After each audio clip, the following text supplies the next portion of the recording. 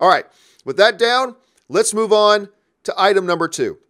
And the second email today comes to us from Blake, who writes, "Hey, John, love the show." Thank you so much, Blake. "My understanding is that the new live action, quote unquote, Lion King is going to be 100% CGI. With that in mind, will it then be eligible for Best Animated category at the Academy Awards next year? Seems like a slippery slope there with the wonders they are doing with the effects these days. What's their distinction for this? Thanks." Well, Rob, this is actually something that you and I have talked about before. Yeah. But I've seen the question come up a number of more times since the Oscars. Like since they awarded Best Animated, a lot of people started questioning again this whole thing about what's Lion King? Because again, we had the whole discussion about should we even be calling, we all refer to the upcoming Lion King movie as the live action Lion King. It's not live action. There is nothing live action about this movie whatsoever. This is as animated as Pinocchio was. It's just that it doesn't look like it's animated, Right. but it's animated. So ever since the Oscars, I've got a number of messages from people asking about, would this be, should this be considered for animated feature? If so, blah, blah, blah, blah. So look, let me give you my opinion on this. And it's really not going to surprise any of you if you heard us talk about whether this film should be considered live action or not. This film is not a live action film. This movie, in every regard, is an animated feature film. This is an animated film. It's not made on sets in the jungles anywhere. It's not made on the sets with live animals running around. It's not. This is made in a room with highly skilled and talented animators sitting at their desks using a different medium of animation than the old way. But this is made in these big, animation pits with these artists making this movie. It is an animated movie. As such, to me, it's not even a question. And you and I haven't talked about this part, so I don't know what you're going to say. But to me, this isn't even a question.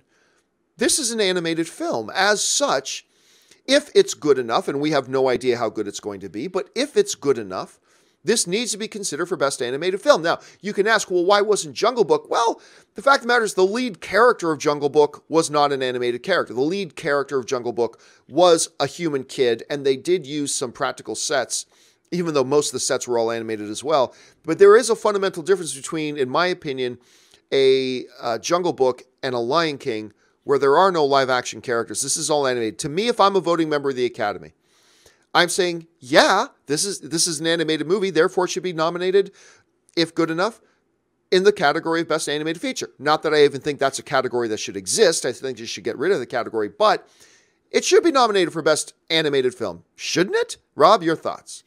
I agree. It is an animated film. It's just a different style of animation. I mean, it's really, look, we're the blurring of technology and these kinds of distinctions. You said something when we were having this debate before this discussion about, a movie is a story that all movies should be considered one kind of thing. And I tend to agree with you because, look, the category of animation, it used to be hand-drawn, and as technology has increased and we now have 3D animation, it's not hand-drawn anymore. And there was something to the idea that a human being was drawing these images with their hands. Well, now we've got a tool that's rendering these images. Human beings are still conceiving of the images.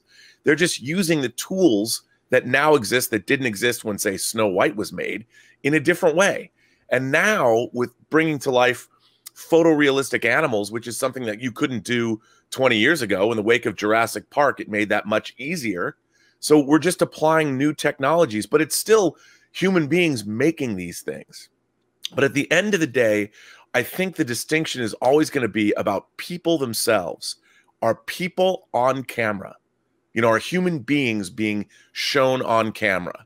And that's the distinction to me between, we want to keep the human element in.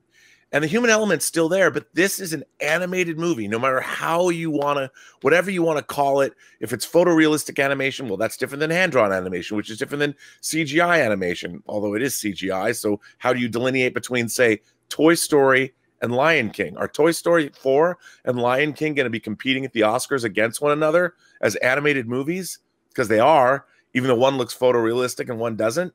It's a weird. It's part of the uncanny valley. It's sort of an adjunct to that. And I think, like you said, it's all movies, man.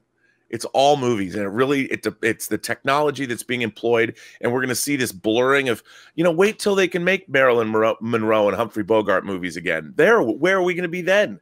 When photorealistic human beings that used to live but don't live anymore, we put those into movies. Are those animated, or are those going to be live action? I mean, we live in this world where it should just be about the stories, ultimately.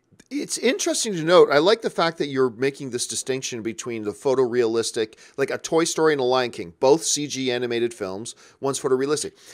What was it? The Annie Awards, the Animation Awards, they actually do have a distinction in their categories. They have a photorealistic side and a non-photorealistic side. So there was like best feature photorealistic and best effects photorealistic versus best effects non-photorealistic. So they make those distinctions. That's not something the Academy should do. No, I don't think so either.